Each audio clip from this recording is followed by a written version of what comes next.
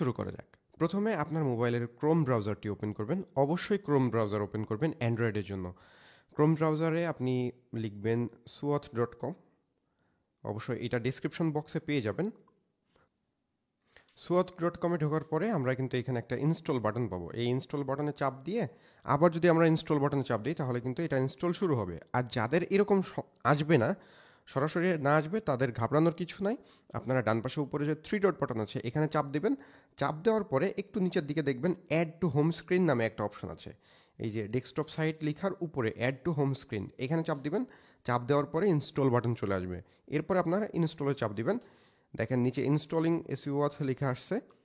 So এটা install হতে একটু সময় লাগবে, হয়তো 1 মিনিট লাগতে পারে সর্বোচ্চ। আচ্ছা, ইনস্টল হচ্ছে, উপরের দিকে দেখেন ডাউনলোড অপশন আসছে। আচ্ছা, এটা ইনস্টল হয়ে গেছে। আমরা এটাকে টেনে সামনের দিকে নিয়ে আসি যাতে সুবিধা হয়। সো এটা কিন্তু এই যে চলে আসছে, ইনস্টল হয়ে গেছে। এরপরে আমরা এই অ্যাপটি ওপেন করব। এই অ্যাপটি ওপেন করার পরে এখানে প্রথমে আপনি লগ ইন পেজটা পাবেন। সো আমাদের যেহেতু অ্যাকাউন্ট নেই তাই আমরা নতুন করে অ্যাকাউন্ট করব। আমরা এখানে অ্যাকাউন্ট নেই, নতুন অ্যাকাউন্ট করুন, এই অপশনে চাপ দিলাম। এই অপশনে চাপ দেওয়ার পরে পুরো নাম দিতে হবে। আমি এখানে আমার পুরো নাম দিয়ে দিচ্ছি এবং এখানে দিতে হবে ইমেইল।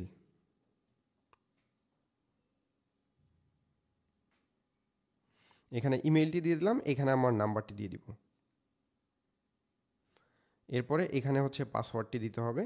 নিচের বক্সে আবার পাসওয়ার্ডটি দিতে হবে। অবশ্যই নিচে যে দুইটা বক্সে পাসওয়ার্ড দিলাম আমরা, এই দুইটা পাসওয়ার্ড কিন্তু সেম হতে হবে। এখানে যদি কোনো ভুল হয় তাহলে কিন্তু কাজ করবে না। সো নাম, ইমেইল, ফোন নাম্বার, নিচের দুই বক্সে পাসওয়ার্ড, এইগুলো দেওয়া হয়ে গেলে সাইন আপ বাটনে ক্লিক করব আমরা। সাইন আপ বাটনে ক্লিক করার পরে এখানে একটা ওটিপি আসবে। সো আমি হোয়াটসঅ্যাপে চলে যাচ্ছি। অবশ্যই এখানে হোয়াটসঅ্যাপ নাম্বার দিবেন।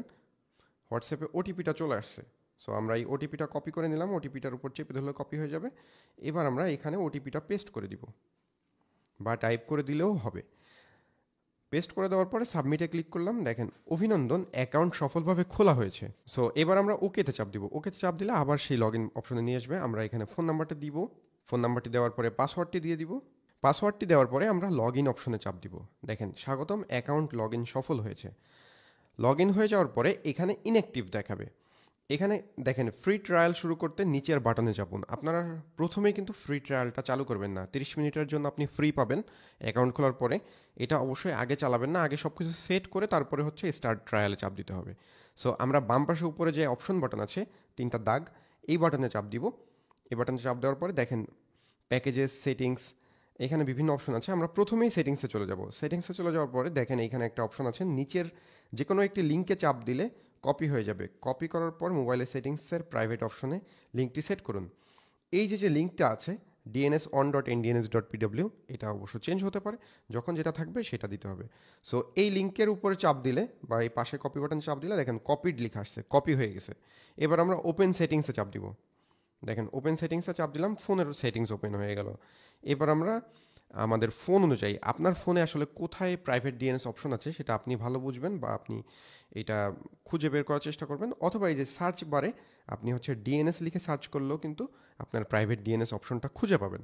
সো আমাদের এই যে প্রাইভেট ডিএনএস চলে আসছে, আমরা এখান থেকে সেট করতে পারবো। আমি এখানে নেটওয়ার্ক অ্যান্ড ইন্টারনেট অপশনের ভিতরে গেলে এই যে নিচের দিকে গেলেও কিন্তু প্রাইভেট ডিএনএস অপশনটা খুঁজে পেলাম। সো এই প্রাইভেট ডিএনএস অপশনে যাবেন, তারপরে private DNS provider host name যে অপশনটা আছে এখানে চাপ দিতে হবে।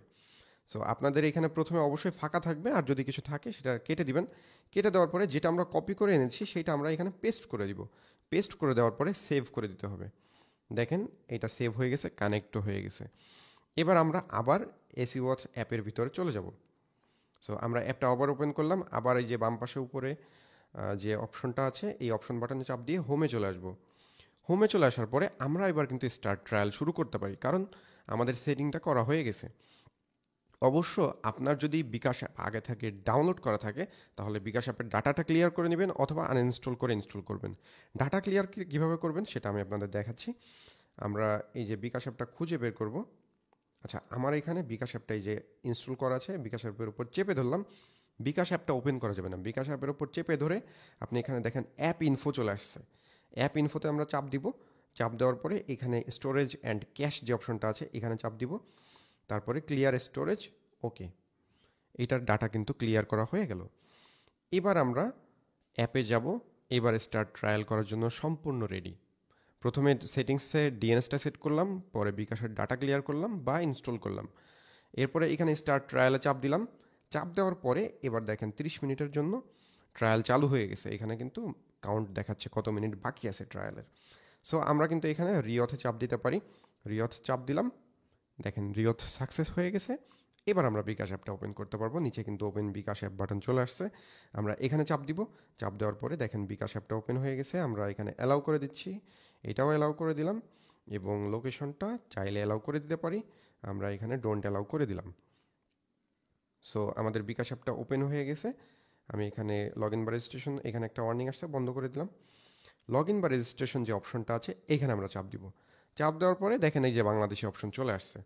আমি যদি আপনাদের দেখাই আমার আইপিটা, তাহলে আপনারা বুঝতে পারবেন। আমি এখানে আমার আইপি অ্যাড্রেসটা দেখাচ্ছি, আমি কোন দেশে অবস্থান করতেছি।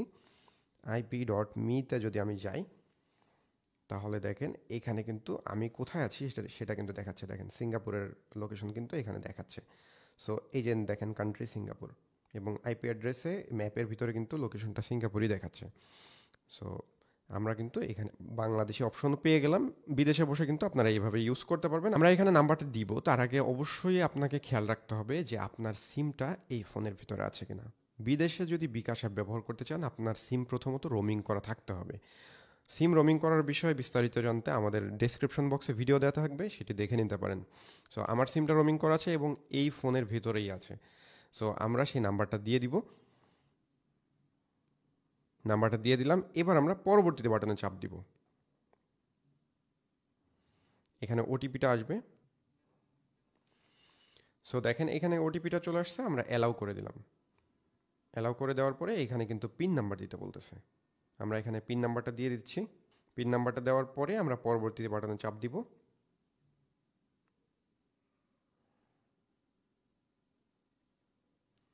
এগুলো আমরা পরে সেট করে নিব। আমরা পরে চাপ দিলাম, পরে করুন। দেখেন এইটা কিন্তু চালু হয়ে গেছে।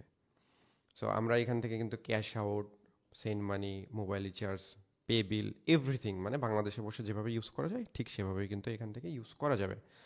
সো আপনারা দেখতেই পেলেন কিভাবে আসলে এই বিকাশ অ্যাপটা বিদেশে ব্যবহার করা যায়। যারা আইফোনে ব্যবহার করতে চান তারা ডেসক্রিপশন বক্সের লিঙ্কটা ফলো করবেন। ডেসক্রিপশন বক্সে আইফোনে কীভাবে ব্যবহার করতে হবে সেটার লিঙ্ক দেওয়া থাকবে। অ্যাপটা তো আমরা চালু করে ফেললাম, 30 মিনিটের ট্রায়াল মাত্র, আর অল্প কিছু সময় বাকি আছে। তো সারা মাস কীভাবে চালাবেন, এর জন্য আপনি কিন্তু চাইলে এখানে যে প্যাকেজেস অপশন আছে, এখানে প্যাকেজেস অপশনে যে আপনি দেখেন 1 মাস 640 টাকা, 3 মাস, 6 মাস বা 1 বছরের প্যাকেজ, এখানে আপনি প্যাকেজগুলো দেখতে পারেন। বাট এইখানে যে প্যাকেজের যে প্রাইস দেওয়া আছে, আপনারা যদি আমাদের সাথে যোগাযোগ করেন তাহলে কিন্তু এর থেকে অনেক কম প্রাইসে আমাদের থেকে কিনতে পারবেন। ডেসক্রিপশন বক্সে হোয়াটসঅ্যাপ নাম্বার দেওয়া থাকবে, যারা আমাদের থেকে নিতে চান এর থেকে